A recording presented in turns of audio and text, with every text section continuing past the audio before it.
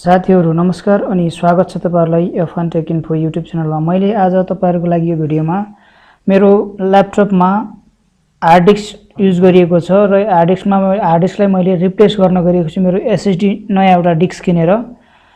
त्यसको लागि मेरो विन्डोज 11 रनिङ छ यो ल्यापटपमा। तपाईले देखिराख्नु भएको छ मेरो विन्डोज 11 रनिङ छ। यो विन्डोज 11 लाई मैले SSD मा क्लोनिङ गर्न गएको छु, अर्थात C ड्राइभलाई चाहिँ मैले जस्ताको तस्तै सेम मैले C ड्राइभलाई चाहिँ मेरो SSD मा माइग्रेट गर्न गएको छु, अर्थात क्लोनिङ गर्न गएको छु। त्यसको लागि फ्री एउटा सफ्टवेयर मार्फत गर्न सक्नुहुन्छ तपाईहरुले पनि। जस्तो मैले यहाँ देखाउन गएको छु, गुगल क्रोममा रिफ्लेक्ट फ्री भनेर यसरी टाइप गरेर सर्च गर्नुभयो भने तपाईले रिफ्लेक्ट फ्री माइक्रोम सफ्टवेयरमा तपाईले पाउन सक्नुहुन्छ। पहिलो लिंक, यो लिंकमा क्लिक गर्नु होला, रिफ्लेक्ट फ्री एडिसन भनेर। यसमा क्लिक गरिसकेपछि यो ठाउँमा तपाईले देख्न सक्नुहुन्छ रिफ्लेक्ट 8 फ्री कमर्शियल भनेर देखाएको छ। यो ठाउँमा तपाईले फ्री डाउनलोडमा क्लिक गर्नु होला। फ्री डाउनलोडमा क्लिक गरिसकेपछि फ्री भनेर सिलेक्ट गरिदिनु होला र कन्टिन्यू गरिदिनु होला। यसरी डाउनलोड हुन्छ। यो यहाँ डाउनलोड भइरहेको छ, तपाईले देख्न सक्नुहुन्छ। 5.4 MB को छ यो फाइल। मैले क्लोज गरिदिएको छु। अब डाउनलोड भइरहेको छ। यहाँ देख्न सक्नुहुन्छ साथीहरु, तपाईले डाउनलोड भइसकेको छ। अब यसलाई ओपन गर्नुलाई सिधै इन्स्टल गर्नको लागि ओपन गर्नु होला तपाईले। मैले अहिले मेरो यो ब्राउजरलाई क्लोज गरिरहेको छु। यो ठाउँमा देख्न सक्नुहुन्छ C ड्राइभमा इन्स्टल गर्ने। अनि यहाँबाट तपाईले यसको रिक्वायरमेन्ट अर्थात यसले फाइलहरु डाउनलोड गर्छ फ्रीमा। यसको लागि तपाईले ओपन गरिसकेपछि इन्स्टलेसनको प्रोसेसको लागि डाउनलोडमा क्लिक गर्नु होला। डाउनलोड बटनमा यो डाउनलोडमा क्लिक गर्नु होला। यसरी डाउनलोडमा क्लिक भइसकेपछि अटोमेटिक इन्स्टलेसन प्रोसेसमा जानेछ। यो डाउनलोड भएर कम्प्लिट भइसकेपछि 174.4 MB को फाइल डाउनलोड गरिरहेको छ। यहाँबाट तपाईले दिस पीसीमा राइट क्लिक गर्नु होला। म्यानेजमा क्लिक गरिसकेपछि यो ठाउँमा तपाईले डिस्क म्यानेजमेन्ट अप्सनमा गएर तपाईले कनेक्ट गर्नुभएको, अर्थात मैले कनेक्ट गरेको यहाँ SSD देखिनेछ यो ठाउँमा। जस्तै त्यसैगरी डिस्क म्यानेजमेन्टमा क्लिक गर्नु होला। यसरी डिस्क म्यानेजमेन्टमा क्लिक गरिसकेपछि यो ठाउँमा डिस्क देखिएको छ मेरो डिस्क 0, डिस्क 1, डिस्क 2 रहेको छ मेरो SSD, जुन मेरो 512 GB को SSD हो। यसमा चाहिँ यो अनलोकेटेड भनेर देखिएको छ। मैले यसमा चाहिँ C ड्राइभलाई अर्थात डिस्क 0 को C ड्राइभमा भएको जुन विन्डोज 11 छ यसलाई चाहिँ मैले क्लोनिङ गर्न गएको छु यो डिस्क 2 मा।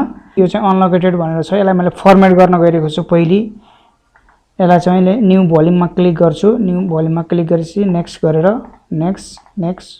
नेक्स्ट फिनिश गर्ने बित्तिकै यो चाहिँ एउटा नयाँ फर्मेटिङ भएर एउटा पार्टिसन बनिरहेको छ। एउटा डिस्कको सिंगल डिस्क बनिरहेको छ। सिंगल ड्राइभमा एउटा पार्टिसन गरिरहेको छु मैले।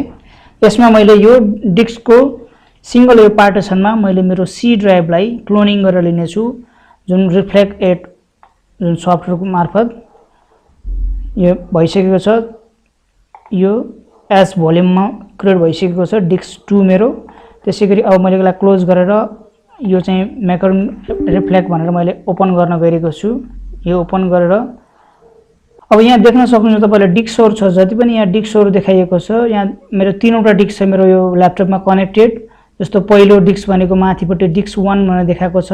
डिस्क 1 मा ड्राइभर देखेको छ। त्यसरी डिस्क 2 मा भएको ड्राइभर देखेको छ। डिस्क 3 मा भएको ड्राइभर पनि देखेको छ। यसरी अब यसमा मैले चाहेको अर्थात मैले क्लोनिङ गर्न चाहेको डिस्कको पार्टिसनलाई मैले सिलेक्ट गर्नु पर्ने हुन्छ। त्यसैले मैले टिक लगाएको छ। यो ठाउँमा देख्न सक्नुहुन्छ यो टिक लगाएको छु मैले पार्टिसन अर्थात मैले क्लोनिङ गर्न चाहेको डिस्कको चाहिँ यसमा पार्टिसनलाई मैले सिलेक्ट गरेको छु। जस्तो मैले C ड्राइभलाई मात्रै, जस्तो मेरो F र E ड्राइभलाई मैले क्लोनिङ गर्न चाहेन, त्यो कारणले गर्दाखेरि मैले यसलाई चाहिँ सिलेक्ट गरेको छैन, अर्थात यहाँ टिक हटाइदिएको छु। अब त्यसै यो भइसकेपछि यसमा इन्स्टल भएको छ, अर्थात यो ठाउँमा देख्न सक्नुहुन्छ 476 GB को SSD यहाँ देख्न सक्नुहुन्छ तपाईले यो देखिएको छ।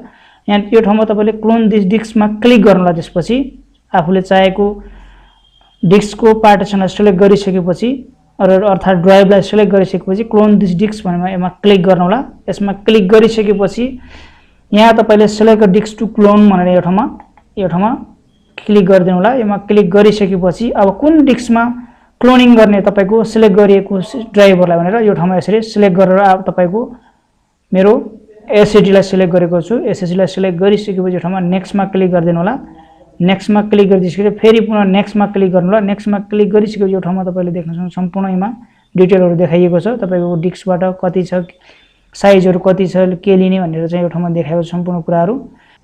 फिनिश गरिदिनु होला। यो ठाउँमा फिनिशमा क्लिक गरिदिनु होला। फिनिशमा क्लिक गरिसकेपछि क्लोन ब्याकअप भएर क्लोनिङ भइरहेको छ। यसमा ओके मा क्लिक गरिदिनु होला। यसमा all target volume data will be overwritten मा क्लिक गर्नु होला। त्यसपछि कन्टिन्यु गरिदिनु होला। कन्टिन्यु भएपछि यहाँ प्रोसेस भइसकेको छ। अब यसमा तपाईको कन्फिगरेसन अर्थात सिस्टमको कन्फिगरेसन के छ र त्यसैगरी सी ड्राइभमा तपाईको कतिको डेटा छ त्यसमा डिपेन्ड हुन्छ यो क्लोनिङ नै। यसमा चाहिँ तपाईको 30 मिनेट अथवा 1 घण्टा भन्दा बढी पनि लाग्न सक्छ। त्यो तपाईको डेटामा डिपेन्ड हुन्छ। तपाईको सी ड्राइभमा भएको डेटामा डिपेन्ड हुन्छ कति टाइम लाग्ने यो क्लोनिङ गर्ने प्रोसेस भनेर चाहिँ। त्यो कारणले गर्दाखेरि यहाँ क्लोनिङ इज क्रिएटिङ भोल्युम स्न्यापशट भनिरहेको छ। यहाँ देख्न सक्नुहुन्छ तपाईले स्टार्टिङ क्लोनिङ भनेर देखाएको छ। यो क्लोनिङ तपाईको सी ड्राइभमा भएको डेटामा डिपेन्ड हुन्छ कति टाइम लाग्छ भन्ने कुरा चाहिँ तपाईको सी ड्राइभमा अर्थात तपाईले गर्न चाहेको तपाईको डिस्कको ड्राइभमा भएको डेटामा डिपेन्ड हुन्छ कति फास्ट हुने अर्थात कति टाइम लाग्छ भन्ने प्रोसेस चाहिँ। त्यो कारणले गर्दाखेरि सकेसम्म तपाईले आफूले अरु अननेसेसरी ब्याकअपहरुलाई चाहिँ तपाईले डिलिट गरेर हटाएर चाहिँ क्लोनिङ गर्न सक्नुहुन्छ। यो क्लोनिङ कम्प्लिट भएर 100% भइसकेपछि म तपाईलाई कन्टिन्यु गरेर देखाउने छु मेरो क्लोनिङ भएको डेटा चाहिँ जुन SSD मा मैले क्लोनिङ गर्न गएको छु। HDD बाट अर्थात हार्ड डिस्कबाट SSD मा हार्ड डिस्कको विन्डोजलाई मैले SSD मा क्लोनिङ गर्न गएको छु। यो कम्प्लिट हुने बित्तिकै म तपाईलाई पुनः कन्टिन्यु गरेर ल्याउने छु भिडियोमा। यहाँ देख्न सक्नुहुन्छ साथीहरु तपाईहरुले मेरो चाहिँ 30 मिनेट 32 सेकेन्डमा चाहिँ कम्प्लिट भएको छ मेरो क्लोनिङ चाहिँ। म यसलाई ओके गरिसकेपछि अब यो क्लोज गरिरहेको छु। मैले क्लोज गरे। क्लोज गरिसकेपछि अब मेरो क्लोन भइसकेको छ। मैले एप्लिकेसनलाई पनि क्लोज गर्न गइरहेको छु। त्यसपछि अब मैले यहाँ हेर्न गइरहेको छु मेरो यसमा देखिएको छैन। यसमा डिस्क म्यानेजमेन्टमा हेर्नुभयो भने साथीहरु मेरो कम्प्लिट क्लोनिङ भइसकेको छ। अब मैले मेरो SSD लाई मैले मेरो ल्यापटपमा इन्स्टल गर्ने छु अर्थात ल्यापटप खोलेर मैले भित्र जुन HDD छ अर्थात हार्ड डिस्क छ जुन मसँग यहाँ डिस्क 0 छ यो डिस्क 0 लाई मैले निकालेर मैले मेरो SSD लाई मात्र राख्ने छु। यसरी तपाईहरुले पनि आफ्नो ल्यापटपमा SSD अर्थात HDD भए पनि तपाईले यदि रिप्लेस गर्दिनुहुन्छ अर्थात राख्दै हुनुहुन्छ भनेपछि सी ड्राइभलाई अर्थात विन्डोजलाई तपाईले चलिरहेकै अवस्थामा जस्ताको जस्तै क्लोनिङ गरेर नयाँ डिस्कमा पनि तपाईले राख्न सक्नुहुन्छ।